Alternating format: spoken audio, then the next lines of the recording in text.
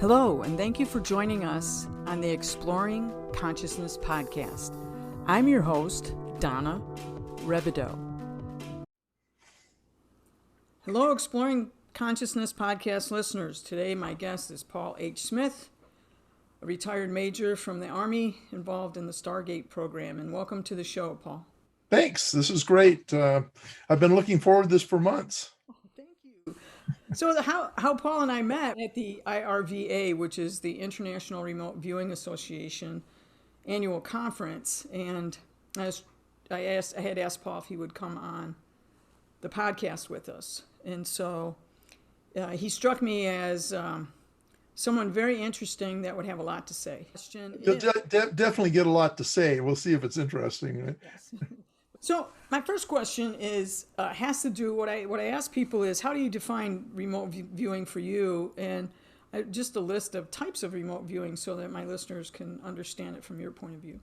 So remote viewing was invented, I guess is the right word. It's a sort of combination of discovery and invention by a gentleman who at the time was making his living as an artist in New York City and was very much involved in the parapsychology community there. His name was Ingo Swann, and I'm sure he'll come up.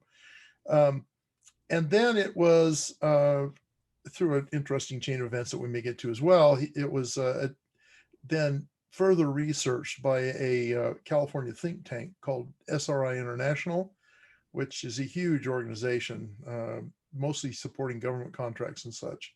And their general way of describing remote viewing is it is a mental faculty that allows we call them the remote viewer, the viewer, to perceive and experience and describe people, places, objects, events that are distanced from them in either space or time or both, and to which they have no what we consider normal connections. There's no sensory connection, there's no technical connection or whatever. It's a shortcut. I describe it as a form of disciplined clairvoyance in a way.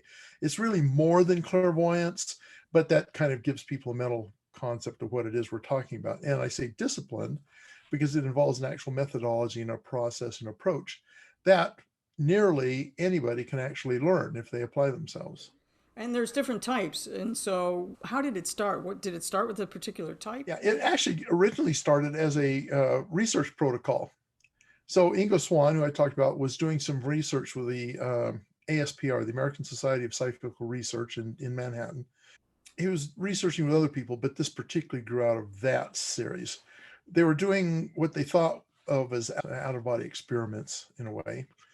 And Ingo thought that they were being a bit sloppy with their protocols and that their protocols weren't really getting at what they needed to get at. And so he came up with this idea that what you needed to do to really test this out was you needed to have the viewer in a setting where he or she couldn't have any kind of access to what the actual target was. So maybe a sealed chamber or something so that they would have no idea what the target was. And then the first iteration of this was they tried to describe the weather in different cities. And so they would randomly pull out a city, and it couldn't be like right next door because you could guess what was going on in New Jersey from Manhattan, right? So it had to be something far enough away that they would have no idea, and it had to be random so they couldn't have accidentally heard, some weather report from Buenos Aires or whatever, right? They did that, and actually it was quite successful. He was successful in describing weather, and in some cases, unlikely weather, like maybe this wasn't one of them. It gives you an idea, like it was snowing in Phoenix, for example, right? Some example like that. They had some really unlikely hits, turned out to be right. And so they extended that protocol to what they called an outbounder, which is the viewer again would be in a closed, inaccessible kind of an environment to information. And then someone who that viewer was familiar with would then randomly choose a location to go to. They had like a database, I don't know, dozens or hundreds of possible targets. And they just kind of pull the target out of the hat when the viewer wasn't around. And they would go to that location. One of them was the Museum of Modern Art in New York. And that was just as an example. And he actually did a quite nice job of describing it. He was acting as the viewer. So this was kind of an experimental protocol, right? And it later then became a series of methodologies that were developed, first by Ingo and the scientist he was working with, a guy named Harold E. Puthoff, physicist. Yeah, Hal Puthoff, and I'll call him that. They worked together, and ultimately we came up with the methodology that I teach, which is now called controlled remote viewing. So that's kind of like the granddaddy. The remote viewing that was mostly done at SRI International was what I call generic remote viewing. That is, essentially, it's seat of the pants. Whatever personal methodology a particular research participant might have, they would apply that, and it was kind of trial and error. And as they got more experience, they got better and more accurate at it. And that was just generally a kind of an ad hoc thing. Everybody had their own little different style.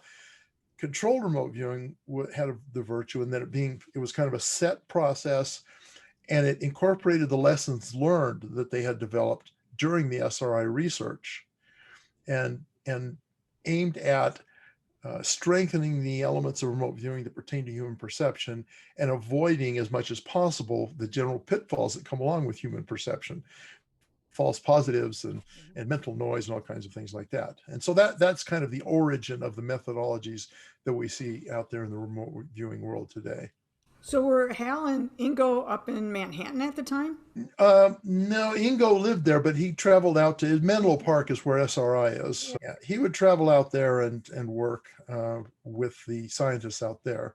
And ultimately, they had quite a few participants in their research, and some of them who were very, very, very good. For example, Pat Price, Hella Hamid, Gary Langford, Keith Harari, and there were others. So in the meantime, where are you on the planet? Are you in the Army by now, or what? Let's see. It started in 72. And the CIA contracted with them in 73. Okay.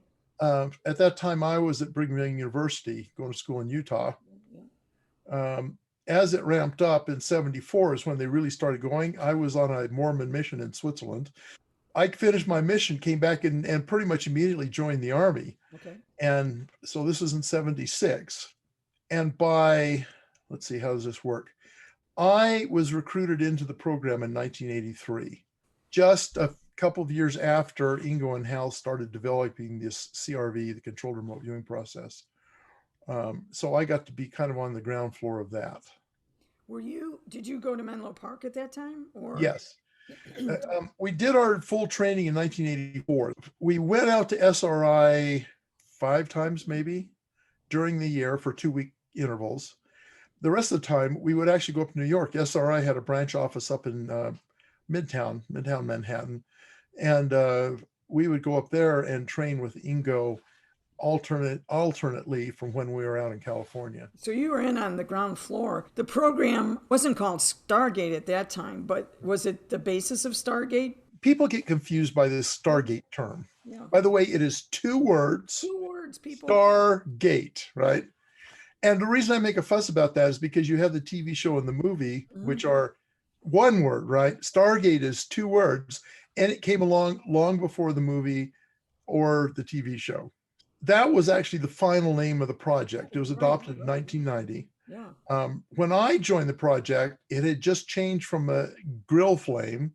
Yeah. Now, remember, these are Army, intelligence community nicknames. So, yeah, so Stargate was probably the closest to actually having a cool name sound to it, right? It had been Grill Flame. There were names before, but it had been Grill Flame. Then it became Center Lane, just as I joined. There's a funny story about that, by the way. Center Lane. And then when we were transferred from the Army over to the Defense Intelligence Agency, we were renamed Sunstreak.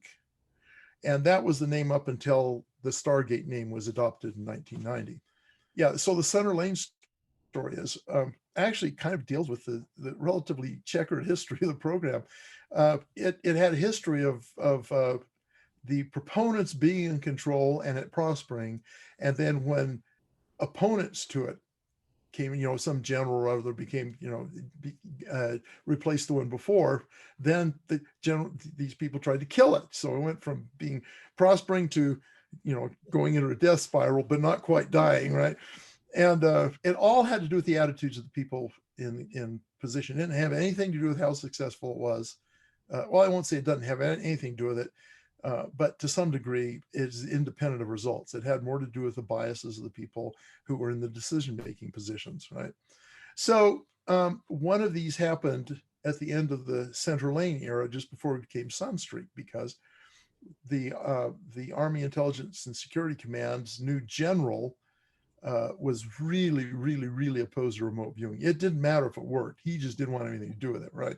So, we're having a series of briefings to determine the fate of the project. And our colonel, who was in charge of the office, Lieutenant Colonel Brian Busby, who's a great guy, Busby was driving over in our government car to get one of these briefings at the Pentagon to see if there'd be actually it was the final decision-making meeting, right?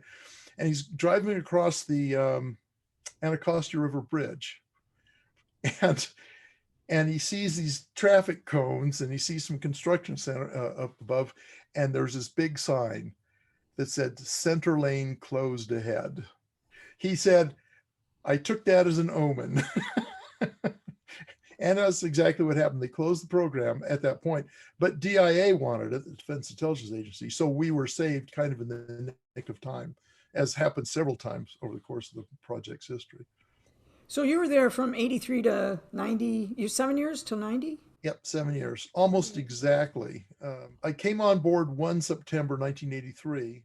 And then in August of 1990, we had been down to the beach for a vacation. I'd taken some leave, and my family and I had gone down to a military recreation center that was on the beach in Delaware. And we came back, we had a great time. We're getting all the sand out of our stuff. And I walk into the office, and I get this phone call from assignments branch, from military intelligence assignments branch. And I'd been on orders to go to Panama for 2 years in December. So I get on the phone, and my assignments officer says, "Well, Paul, I have some good news for you. You're not going to Panama anymore." I said, "Okay," because who knows what the other shoe is, right? He said, "The bad news is you're supposed to report to the 101st Airborne Division in 4 days to deploy to the Middle East for Desert Storm." So, normally you get 6 months to check out of your current job, right? Your installation. I have 4 days to get all my shots, get a will. I didn't have a will at the time to clear all the post activities you got to clear. It was just insane. 4 days I was gone. Did you go? You went. You were in Desert Storm. Yeah, yeah. Of course, it wasn't known as Desert Storm yet. Saddam Hussein had invaded, and I heard the news about it, but I didn't think that was going to apply to me at all. It so happened that I'd been an Arabic linguist as an enlisted guy, and I had a degree in Middle Eastern studies. So I was a logical guy for them to drag into this. But based on everything that had been happening, I didn't think I was at all going. In fact, I had taken a semester class with DIA in Spanish because I was going to Panama, right? So, and I'm thinking they were offering intermediate Arabic at the same time. Just had this really strong feeling I really ought to be taking that class, not the Spanish class. And it turned out I should have paid attention to that. I should have paid attention to that. But in any case, that was how I ended up over there, living in the sand for literally 7 months. And exciting times. It's one of those things that people say, I'm glad I had the experience once. Did you do any remote viewing while you were over there, or you were out of the program at that point? I was out of the program, and I didn't do any formal remote viewing, but I would say you can't turn this off completely, and especially when there's a need and you don't have other sources of intelligence. And so I was the tactical intelligence officer for the aviation brigade of the 101st. We dealt a lot with the corps level kinds of stuff. And in fact, our theater was almost the same size as the 18th Airborne Corps theater. Normally a brigade is a very narrow sector. And I had to make judgment calls based on almost no information, oftentimes. And I turned out to be right in most cases. So that's good. And my commander appreciated it, right? Yeah. I did actually do a demo for one of I made close friends with an Air Force officer who was there as our liaison. And I didn't tell him what I did in the Army, but I did mention remote viewing and suggest he read the book Mind Reach, which was written by Russell Targ and Hal Puthoff. And he said, well, how does it work? And I kind of talked to him about it. That stuff was unclassified. As long as I didn't Yeah, hook it up with the military, I was okay. He thought it was a hobby of mine. So I guess in a way it was, I don't know. And he said, well, I don't believe it. I want to see how it works. So he actually came up with a target, didn't tell me what it was. I proceeded to describe it. Yeah, but anyway, he was a graduate of that, and they have a very distinctive building. It's like a octagonal or a hexagonal red multi-story building in the middle of a kind of a pond. It's like there's a moat around it and everything. And I proceeded to describe this thing thinking, I don't know what this is. This is just bizarre. I'm probably wrong. I'm going to embarrass myself. He's not going to believe me. His name was Kent. Kent's not going to believe me. I finish it. I hand it over to him. He was watching the whole process, but he was really good at not showing any emotions, no reactions, nothing. You just kind of poker face the whole time. And I finish it, do a sketch and everything, and I pass it over to him. Said, I don't know, I probably screwed up. He looks at it and he goes, I can't believe this. It convinced him. It convinced him. So other kinds of RV came out of that just real quick. We don't have to go into what they are, but just so people get in. Well, briefly, there's one kind that isn't related to CRV, to the kind I teach. It's called ERV, for extended remote viewing. And that's a kind of a sort of a hybrid meditative kind of approach where you lay on a bed or some comfortable surface, you try and set up a hypnagogic state, that is mind awake, body asleep. And then you try and solve the remote viewing problem that way. You just kind of like go out into the universe. When we did it, we always had a monitor. That monitor would give us a coordinate that would then be where we would focus our attention. When you're doing it on your own, it's a little more complicated, but nonetheless, that's kind of how you do it. So in CRV, you're actually sitting at a table. You start off completely conscious. There's no meditative state involved, and paper and a pen, and you start the process and follow that through. So there's distinctly different approach here. Most of the remote viewing techniques practiced and methodologies practiced today are derived in some way from CRV. People come along, they want to actually kind of put their brand on it, so they change happy to glad, or they introduce stuff that was never in the original, and they kind of cobble things around, just kind of meet their beliefs about the process. And so we end up with things like TRV for technical remote viewing, you get SRV for scientific remote viewing, you get a version of remote viewing that comes out of Hawaii.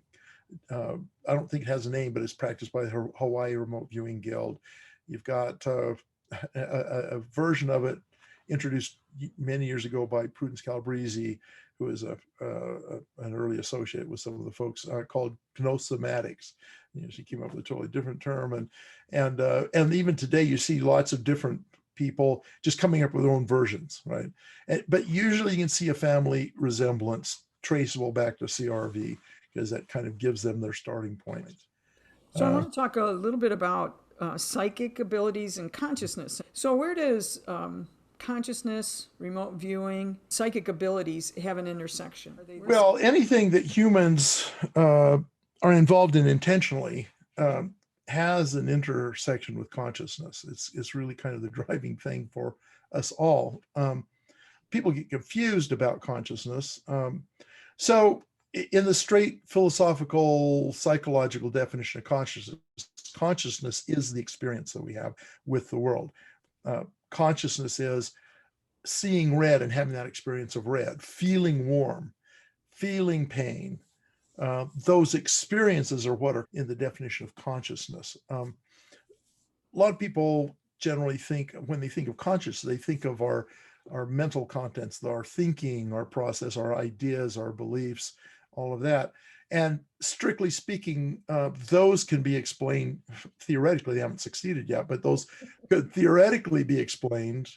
You know what? I'm even going to go a little further. I'm going to say that hypothetically can be explained as neural functions, the brain processing things. Because, of course, computers can do similar things. They just don't have that experience of feeling a cat, feeling the fur of a cat, or smelling roses, or tasting something really yummy, German chocolate cake. Well, never mind. Chocolate, yeah. Or my favorite is warm chocolate chip cookies fresh out of the oven that are still gooey. So, right. That's it. But those are all conscious experiences. The computer, a computer brain could certainly recognize what that was. It would analyze the components and put it all together. A computer can make decisions based on pre-existing information that it has and the algorithms that have been built into it. A computer can do all kinds of things, just like we do. And so scientists and philosophers tend to think that those thought and belief and those kind of things aren't part of consciousness. Consciousness informs them, but they aren't part of it. And if you think about it, though, emotions, although you could debate whether emotions could also be just an algorithm in a bunch of firing synapses, right? The component that seems to be motivating and most important is the actual experience of how that emotion feels. And that's actually kind of a good way of thinking about consciousness being a partner with the underlying physical processes and vice versa. Okay. Now, the conclusion in science and philosophy by most philosophers is that, well, that means that consciousness is just a product of the underlying workings of our brain. So consciousness is just another physical function, right? And again, even more than the other things, they even have had even less success of actually proving or even just providing evidence for that. It's really hard. Science so far has been very unsuccessful in trying to sort out what consciousness actually is and how it works. Yeah, And I don't think they'll you succeed. can have a lobotomy, but not a consciousotomy. They haven't been able to extract consciousness yet. Well, they would argue and they say, sure, anytime you get an anesthetic, you lose consciousness. So you've essentially removed consciousness. Oh, Now, okay, there you go. Okay. yeah, but the other side of that is you also don't function in any meaningful way. You're on the table out, you're out. Um, so yeah, from the scientific philosophical perspective, consciousness is more of a limited concept out there in the practical world, the pragmatic world, the new age world, all of these different domains out there. People kind of throw it all together. Everything is consciousness, right? Thought and everything. I can see the philosophical argument, and I tend to think that. And I'm reading a book by David Chalmers. I was going to bring it in here so I can show it on the screen. Okay. It's his latest big. It's massive, about that thick, right? On consciousness, very dense. I don't recommend it to anybody who isn't a philosopher. Very dense, but it's very interesting because Chalmers talks about consciousness. He says these are the things that have to do with consciousness. These are the things that have to do with underlying neural processing. He says the problem is when people separate them out like that, it gives you a misleading story. He doesn't literally say this, but that's his implication. It gives you a misleading story because, in fact, they are interleaved, right? They're intertwined. You can't separate them out in the human anyway and still have a functioning system, right? So, in fact, thought does rely a lot on consciousness and vice versa. Emotions rely, and I talked about that a minute ago, a lot on consciousness and vice versa, and so you've got this kind of inseparable partnership between these things going on. But that doesn't mean that consciousness is actually a direct consequence of the underlying functioning of neurons and whatever else in our brains are generating the basic physiological processing. In fact, there's, I think, very good reason to think that consciousness is independent of the physical domain. And a lot of people, that's not new with me, obviously. A lot of people believe that. So anyway, I don't know where that takes us in terms of our discussion. I don't think I answered the question yet. So. It's okay. It's really good because the podcast is exploring consciousness. We've defined it a few ways, but that's why I wanted to bring it up because I know you have a deeper a breadth of that philosophy of that notion. So I wanted to ask that. So, and by the way, I also agree with that. Having had a near-death experience, and people would say, well, that's just a product of your dying brain. We're firing your neurons, but Yeah. And that argument is a little sketchy. It's an attempt to explain it in physical terms, right? Right, yeah. In a way, it actually doesn't fit in with the physical story either, because if it is just that, the attempt of your dying brain, Yeah, first of all, how could that have been selected for? I mean, correct. natural selection is the underlying mechanism that makes everything work in the physical universe as far as mainstream physicalist science is concerned.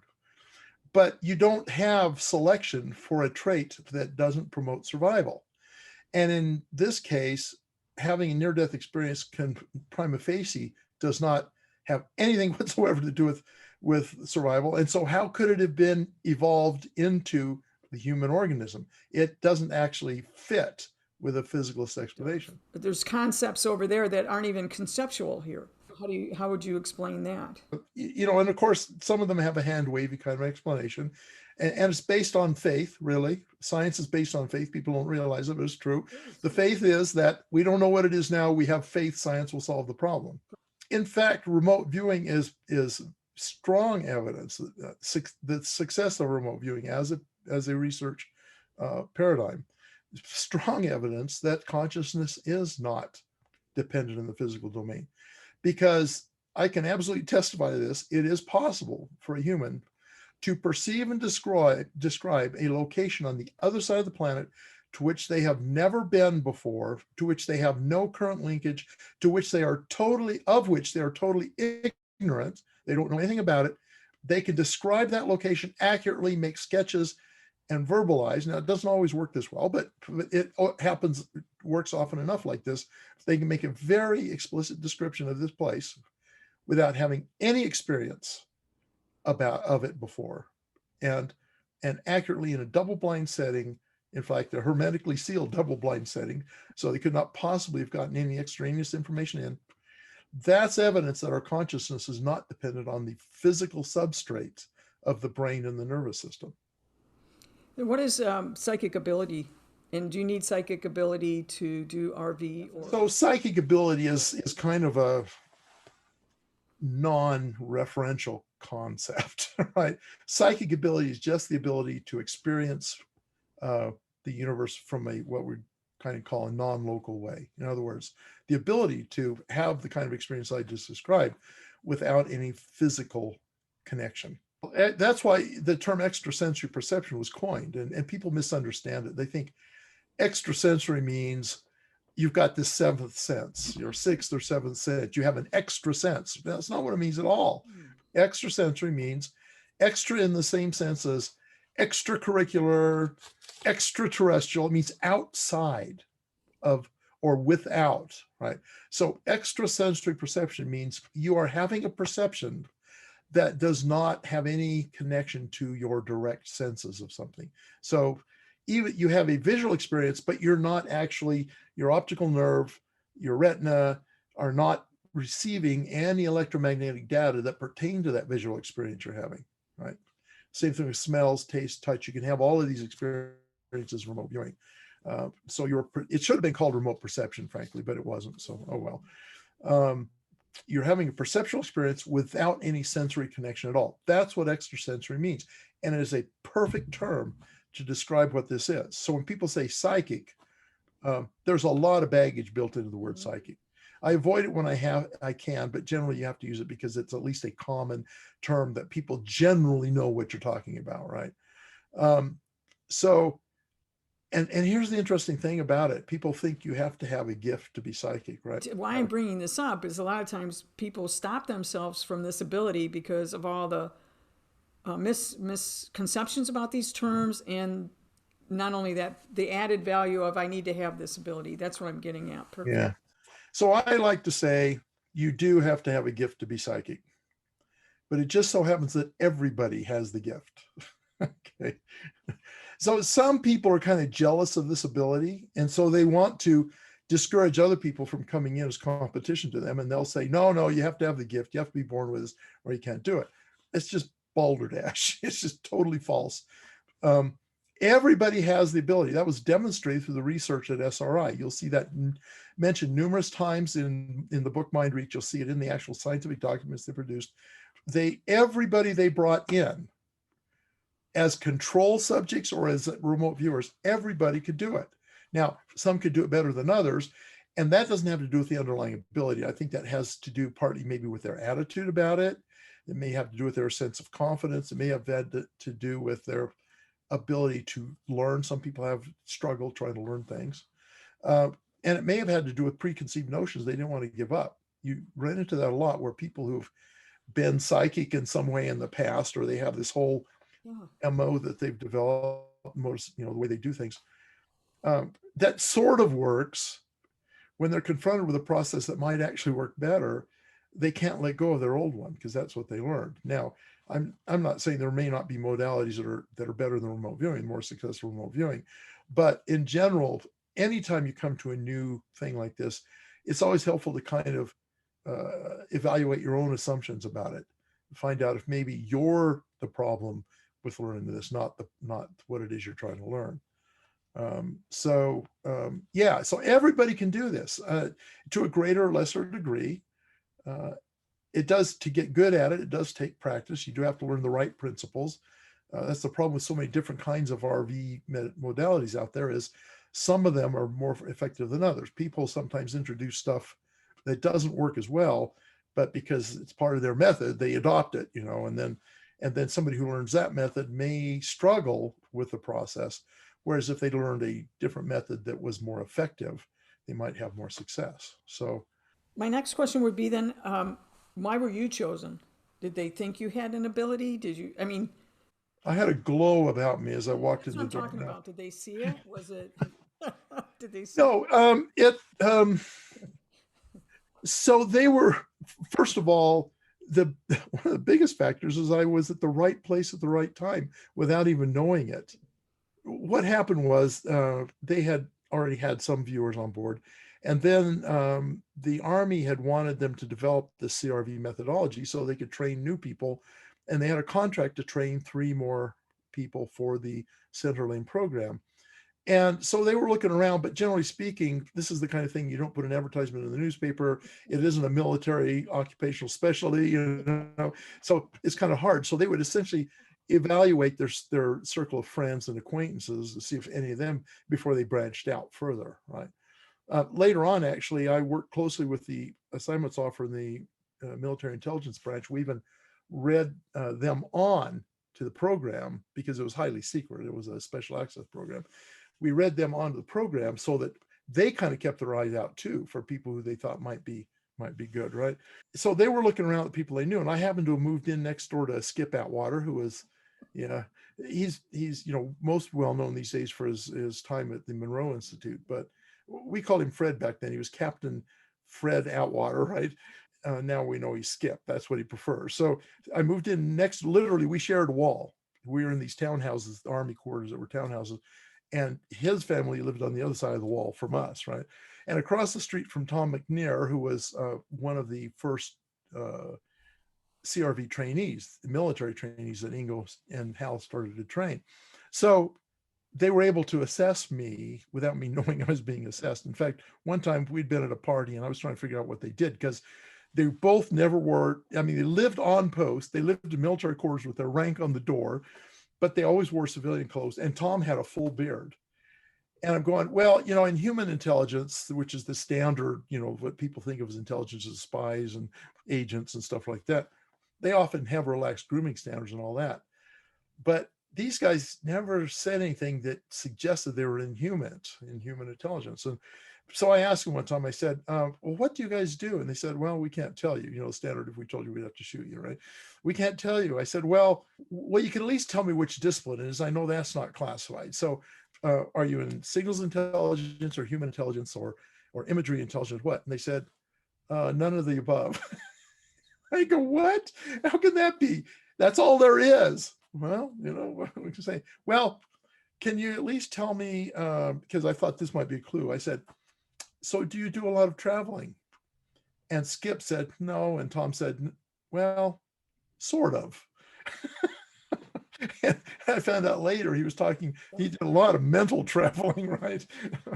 So I had no idea what they did, but I found out later what they were doing is they were looking for military intelligence officers that were accomplished in their career, above average intelligence, which presumably describes most of the people in the intelligence corps, but also had interests or activities that were what we describe as kind of left right brain. So into studio art like painting, uh, creative writing, playing music, and language is also applied here, and which was actually fairly common in the intelligence world. There's lots of linguists in the intelligence world. Well, they started evaluating me, realized I ticked all those boxes. I had majored in art in college and illustrated books and did landscape watercolor stuff. I've been playing guitar for, I don't know, about 25 years by then, something like that. I like to write short stories and send them off to be rejected. It happened on a regular basis. And I was fluent in German and competent in Arabic and Hebrew at the time. So they said, well, we can't not try this guy. He may not be any good, but he hits all of our wickets here, you know. So they came and gave me a series of personality profile and psychological profile tests, which I took. And they said, okay, well, if you score in the area where we think you're going to score, we will bring you and read you on, tell you what it is, and give you a chance to volunteer. Okay, so one day they said, okay, we'd like to read you on. You did whatever, pass the test, if you can pass the psychology test, right? And I went over to the office and they read me on. I call it my Men in Black moment because it's a lot like that relatively opening scene in the Men in Black movie where Tommy Lee Jones reads Will Smith onto the Men in Black program. You know, you'll sever all personal relationships, you'll have your fingerprints erased, blah blah, all this stuff, right? That's kind of what it was like. I had to sign this thing that, you know, essentially said I couldn't tell anybody I was in the Army that didn't already know, and this and that and the other thing, right? And then Tom says he was the one that read me on. So we got this guy in civilian clothes, in a beard, in a military building, right? Read me on. He says, what we do here is collect intelligence against foreign threats using a parapsychological discipline called remote viewing. We essentially want to know if you're willing to volunteer to become a psychic spy. And I looked at him and said, absolutely. Where do I sign? I'd already signed, but yeah. Yeah. And he was a little surprised because they said, well, you have 24 hours. You can come back tomorrow and give us your decision. And these are the things you can tell your wife. And they had to, because of the human use issues, experimentation on human subject, you had to have whatever full disclosure classification would allow. And so, but I said, I don't need to talk to my wife. I don't need, I'm doing this. Even if it meant I was going to get divorced, I was going to do this. Right. So fortunately, my wife took it quite well. My wife at the time took it well. As they were talking, I'm thinking this through. I'm thinking, I didn't tell you this backstory, but I'd always been interested in ESP as a kid. I read all the science fiction stories with ESP involved, particularly Andre Norton with her psychic cats and stuff, you know, and Zena Henderson and all those folks. And I found that interesting. And I thought this would be really cool, you know, if ESP really worked, but I never had any experience with it. Then we did a science fair project. One of my classmates, who actually, she ended up in the Army too. I had no idea, but ultimately, but we did the science fair experiment with the Zener cards, you know, the circles and the wavy lines and the stars. It's a total failure. I was totally non-psychic, and neither was anybody else in the group. Total failure. I found out later it doesn't work well the way that we were doing it, but nonetheless, total failure. So I became somewhat of a mild skeptic. Yeah, this stuff doesn't really work. Fun to think about, but it doesn't really work. As Tom's talking to me, I'm thinking, he's telling me the U.S. Army has a program that they take people and they teach them to be psychic using, you know, so that there's actually a line item in the federal budget that pays for this. That must mean it really does work. There is no way I'm not going to do this. So that didn't take me very long to think that through. It took me seconds, and I knew what the decision should be. Well, thanks for being with us today, Paul. That was very, very interesting, and I can't wait to hear what you have to tell and share with us on Friday. Thank you. It's going to be exciting. Thank you for listening to today's podcast. We publish our Exploring Consciousness podcast on the Monday, Wednesday, and Friday of the second week of every month. Please check the podcast schedule and more on our companion website, exploreconsciousness.com. Thank you again for listening.